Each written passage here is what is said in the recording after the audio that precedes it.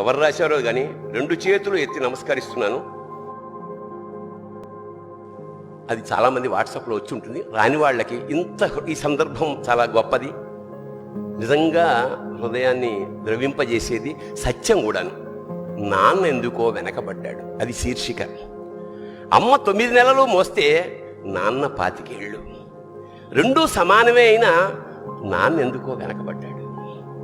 ఇంట్లో జీతం తీసుకోకుండా అమ్మ, తన జీతం అంతా ఇంటికే ఖర్చు పెడుతూ నాన్న, ఇద్దరి శ్రమ సమానమే అయినా అమ్మ కంటే నాన్న ఎందుకో వెనకబడ్డాడు.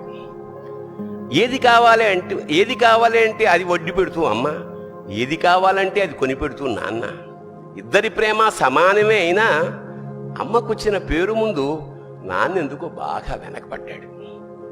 ఫోన్లోనూ అమ్మ పేరే, దెబ్బ తగిలినప్పుడు అమ్మా అని పిలవడే, అవసరం వచ్చినప్పుడు తప్ప మిగతా అప్పుడు గుర్తురానందుకు నాన్న ఎప్పుడైనా బాధపడ్డా ఏమో.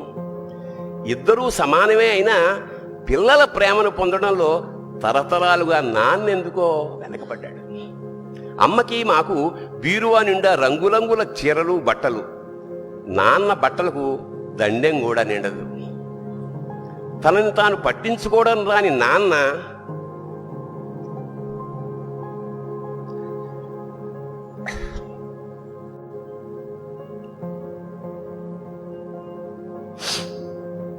ఎందుకో మాకు కూడా పట్టనంత వెనకపడ్డాడు.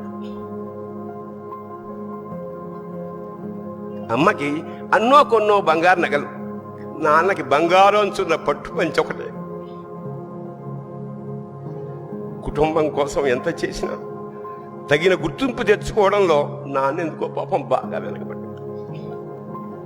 పిల్లల ఫీజులు ఖర్చులు ఉన్నాయి. ఎప్పుడప్పుడు ఈసారి పండక్కి చీర కొనొద్దంది అమ్మ.